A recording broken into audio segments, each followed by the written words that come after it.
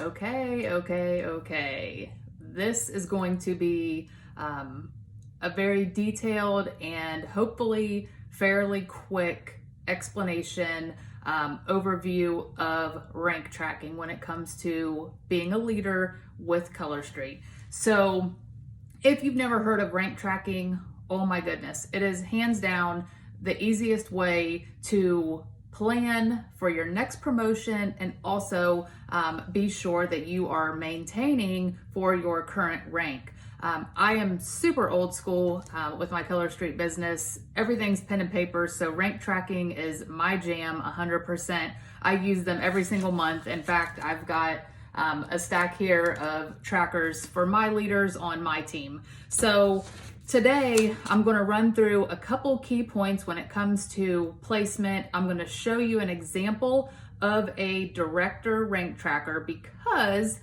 you must be paid as a team leader to have the placement option anyhow. So once you get to team leader, I always encourage my brand new team leaders to have a director rank tracker filled out and ready so you are mapping out your next promotion. I don't care if all of the boxes aren't filled. You need to visually see what you need and where those placements are going to go for your next rank, which is director. So, like I said, you must be paid as team leader to have the placement option. So, scenario, let's say right now it is March of 2021. So, March 2021, it's actually not, it's February, but for my scenario, March 2021. So in March, you fall short of maintaining team leader rank. All of March, you are still going to have that placement option, but once commissions run for the month of March, which happens in the first few days of April, all of April, you will be paid as a senior stylist. Therefore, any enrollments that you have in the month of April, you will not be able to move those enrollments. However, if in April you maintain your team leader rank and commissions run, then in the month of May, you will have that placement option again. I hope that makes sense, but just keep in mind, you must be paid as a team leader to have the placement option. Okay.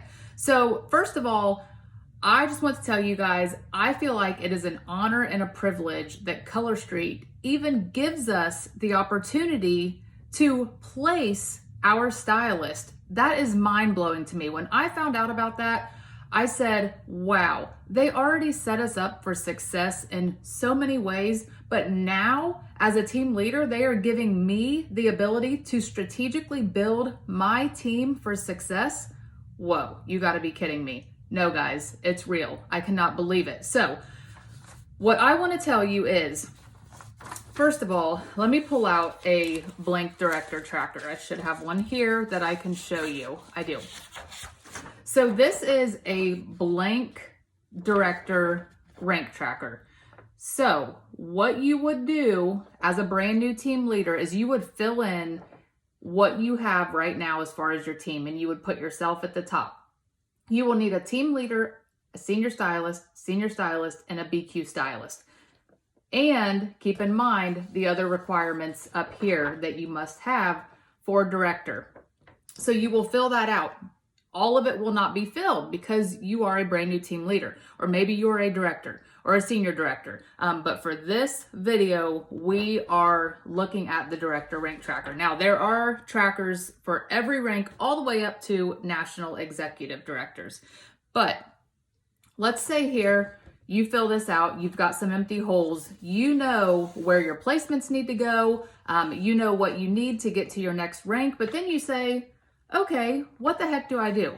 I've got two people that I can place. What do I do with them? Where do they go? That's a very good question. So let's start by going over that in general. So you've got a couple people that you can place. Hands down, the first thing that you need to do before you even think about placements is you need to build relationships and get to know your team, your leaders, and their goals. So you need to find out, what does your team want?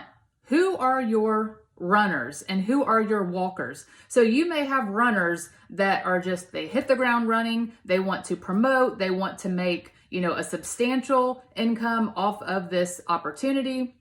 And then you may have some people that say, I just want to hang out and get discounted nails and make a little bit of extra money to go out to eat every month. So you need to know as a leader where your stylist and your leaders stand on your team so that you know where you can focus and where those placements need to go.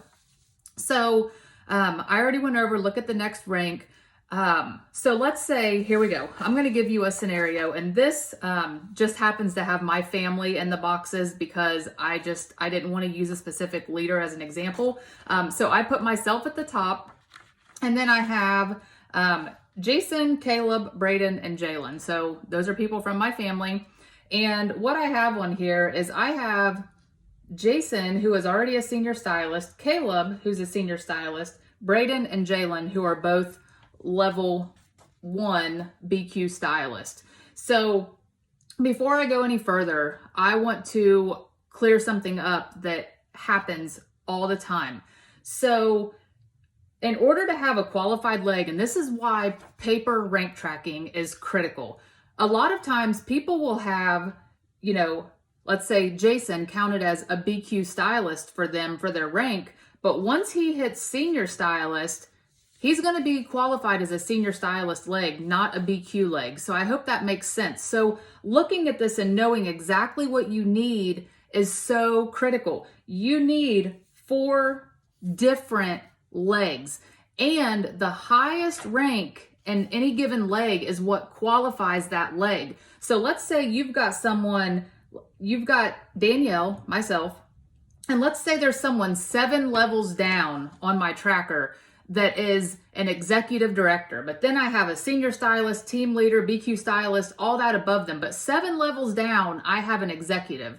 That executive is going to qualify that leg. It doesn't matter about anyone above them. The highest rank in that leg is qualifying that leg. So a lot of times, as you are new to leadership and you are getting used to tracking, that becomes very confusing because you don't realize that those have to be in each individual leg. So that's why using these is so critical, because you can actually see what you need, and it takes that confusion out of there, because I did that.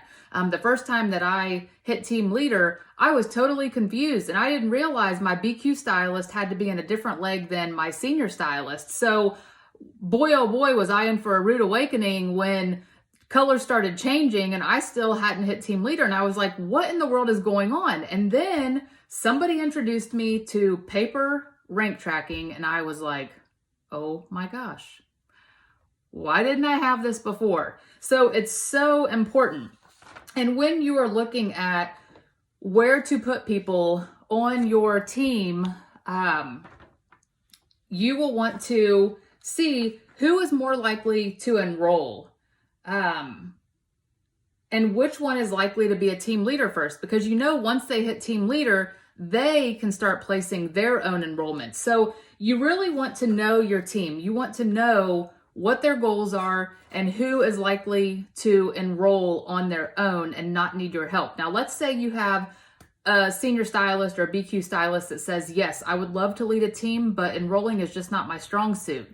You can partner up with them and say, okay, this is what I expect from you. I would like you to do X, Y, and Z, and I will do X, Y, and Z to help you. I will put placements on your team, but these are my expectations that I have from you as a leader if I am helping you to build your team. And again, this is just my personal opinion. You may have a leader that is giving you totally different guidance, and I encourage you to make sure that you are following the guidance that your leader is instructing you on. This to me is just my personal opinion and my experience as being a Color Street stylist and leader for 2.5 years. So another thing is people kind of get caught up on whether or not they should place more than 3 levels down in their downline. So once you get below the 3rd level, you start to really lose out on that commission. Obviously, you make more commission on your levels 1 and 2, but my theory from the beginning when I started placing is it going to benefit me more to make that little bit of extra commission off of them, or is it going to benefit me and my team more to make that placement further down in my lineage and help X, Y, and Z to promote and ultimately make way more money because we are promoting ranks versus making that little bit of extra commission off of that person. So I hope that makes sense. And I think placement deep in your lineage is completely up to you.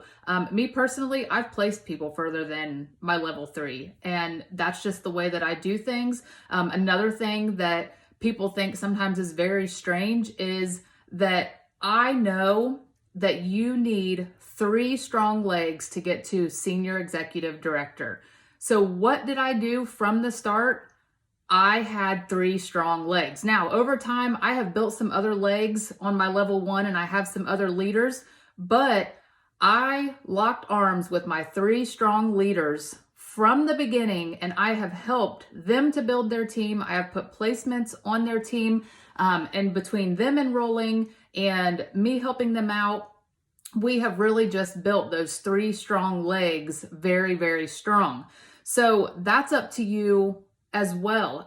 You may decide, I want to have 6 strong legs on my front line, and you want to build that way and you want to build wider. To me, I was focused on really building and building quick. So I got commitments from my 3 big leaders and I said, okay, we're going to do this. Let's go. And we have been together from the beginning, and we just continue to grow and grow and grow.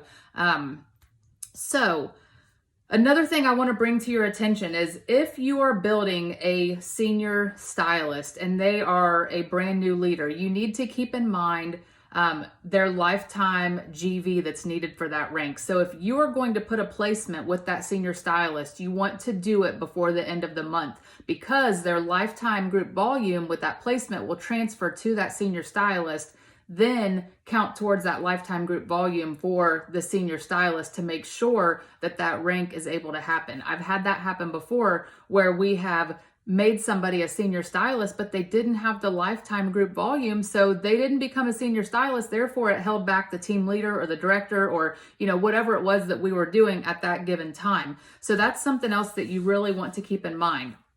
Now, the other thing is, some people say, do I place my stylist the moment that I enroll them, or do I wait until day 35 and place them, or do I wait till the end of the month? I honestly think that is solely up to you. I think that you as a leader have a lot better idea of what the new stylist is going to do and where the placement should take place if you wait until closer to the end of the month. But I also see a huge benefit in connecting your new stylist with their additional mentor as early as possible to start building that relationship and making those connections. So me personally, this is another topic that is probably going to be brought up, is how do you go about the conversation with placement? It is not complicated. Placement is a beautiful thing no matter what way you look at it, because placement is simply giving your new stylist additional mentoring. That's all there is to it. Take the headache out of it. You don't need to send your new stylist some big long message about how you're going to move them on your team and you're going to pair them up with so-and-so. No. Danielle, I am super excited that you decided to begin your Color Street journey. Something that I do with all my new stylists to ensure their success is I pair them up with an additional mentor from day one, so that they can not only have resources and help from me, but you also get that from an additional mentor. I am super excited about this. Are you ready? They say yes. Okay. I pair them up with that additional mentor. I put them in a group chat. I introduce them. And from day one, they lock arms, they start bonding, they create that relationship, and I've never had an issue with it. Now, way back when I first started placing people, I did go into a big, long discussion and elaborate message, and I had stylists shut down on me because they thought they were losing me. They thought they did something wrong. They thought they weren't good enough. They thought that I was putting them on another team, and it just got way too confusing, and sometimes I had stylists quit because of it. It's not worth it. Just let them know you're giving them some additional mentoring. That's all there is to it. There's nothing bad about that. I don't see anything bad ever coming from placement. So as far as when the placement takes place, I would say if you are, pushing for a promotion and, you want to wait and see where that placement fits into the promotion happening, you can wait until the end of the month. But another thing that I always tell my leaders, and I've done this myself, is I don't ever place people for a promotion. I build a very firm foundation for my promotion because I want to maintain with ease. I don't want to be, scrambling the last minute of every month trying to put placements in place and, stressed out because I don't know if I'm going to be able to maintain. But again, that's completely up to you. Now, if I had, just one placement and it was, so-and-so needs one BQ stylist for us to become a national team, heck to the yes. I would move that one BQ stylist wherever I needed it on my team to become, a national team. I'm not saying don't do that because you definitely can, but I would definitely always look at your next rank. So if you are a director right now, you should have already had a senior director chart in your vision, looking at it and filling it out so that you know exactly what you need for your team to promote to a senior director team. Does that make sense? Like right now, my team, we are an executive team. We are pushing to become a senior executive team very, very soon. I've already got that rank tracker filled out for the senior executive. I've had it filled out for a while, so I know exactly what we need. I know what we are lacking to become a senior executive team. So you have to map it out, you have to visualize it, and that's the easiest way to make these things become a reality. So I think that's really all that I have. I will tell you another thing. When it comes to placement and building your team, I believe that is strictly business. I don't believe in, you're my best friend, you signed up, so I'm gonna, only help you build. I think that placements need to be what is beneficial for the team as a whole, not what's beneficial for you and your best friend. Now, if you decide to build your best friend up, that's completely fine too. Like I said, this is only my opinion. This is only my advice.